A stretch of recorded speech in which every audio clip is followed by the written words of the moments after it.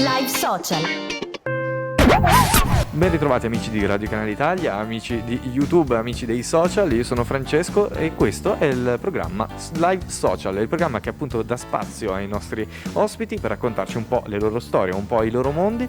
Oggi ho il piacere di ritrovare Marsha Burdick, rieccola.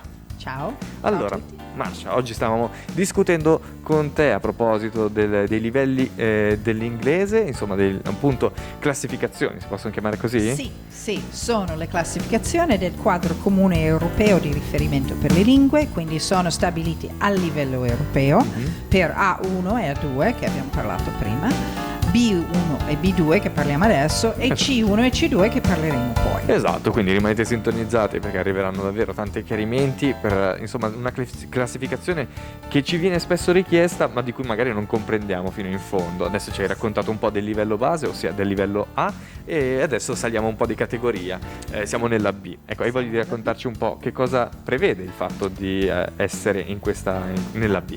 Certo, allora la persona che è B1, categoria B1, sa gestire tantissime situazioni. Ok.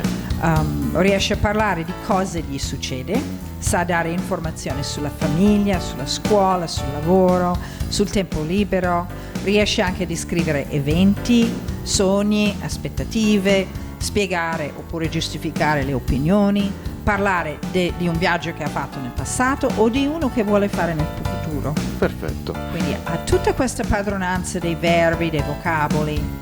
Esatto, e soprattutto una cosa non scontata, quello del passaggio di tempo, che sappiamo può essere un grande ostacolo per l'apprendimento, che è un po' diverso da quello dell'italiano. È proprio dell'italiano. quello, qui si parla del tempo passato, dei Certo. verbi, che è meno complicato in inglese che in italiano. Assolutamente sì, basta metterci un non attimo c'è così, paragone. un po' di esercizio, basta solo quello, spaventa, ma ragazzi è piuttosto semplice. No.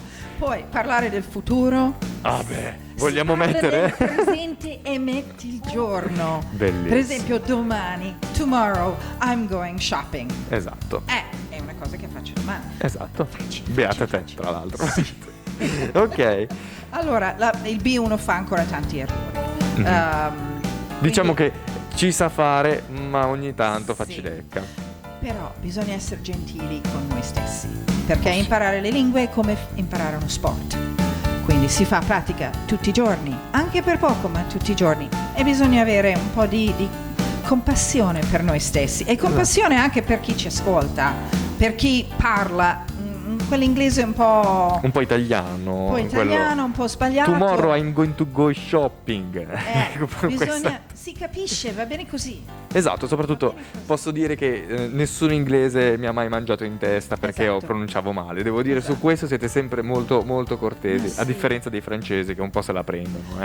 Però insomma, ognuno ha il Vogliamo bene suo. lo stesso. Assolutamente, assolutamente. Allora, invece a livello B2 lo studente comincia ad avere un po' di soddisfazione Ah. perché riesce a fare tutto quello che ho detto prima e in più comprende di scrivere argomenti astratti, non solo concreti, perché si parla prima di se stessi, Certo. poi di cose e altre persone e poi di concetti astratti. Quando riesci a parlare di concetti astratti ti senti un po' realizzato. Per concetti astratti, ad esempio, magari si parla anche di letteratura? O Allora- a cosa ti riferisci più precisamente? Allora, a cosa mi riferisco? Per esempio, delle notizie, delle opinioni. Ok, perfetto. Allora, argomenti, i vantaggi e gli svantaggi di qualcosa. Certo. Poi i B2 sono preparati a parlare del loro lavoro, Mhm. loro sanno parlare molto bene del lavoro, riescono anche a fare conference calls, adesso Zoom calls. Certo, esatto. Su Zoom, Skype, quello che c'è, Teams.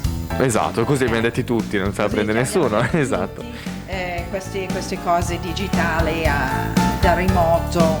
Che ormai online. conosciamo benissimo. Ormai sì, siamo bravi. Allora, si fanno anche gli esami, molto spesso per certificare il livello B2 bisogna fare il First Certificate, che è Esatto. un esame di Cambridge, che poi ci sono anche altri esami, ne parleremo poi degli esami. Assolutamente. Però sì, sono sicuro che il B2, diciamo, è una tappa che può anche dare un certo lustro al curriculum. Sì. Credo che Sì. insomma, avere questa certificazione diventa Sì. molto interessante Infatti, e diventa sicuramente molto utile. cominci a divertirti col B2. Sì. Un po' di più. Forse un po'. Cioè A1, A2 e B1 c'è un po' più di lavoro. Col B2 si comincia a...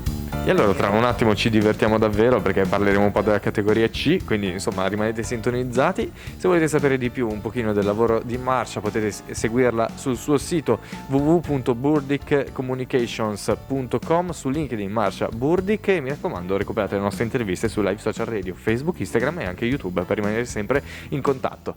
A questo punto Marsha ci vediamo tra poco. A tra poco. E mi raccomando rimanete con noi, a presto, ciao! Live Social.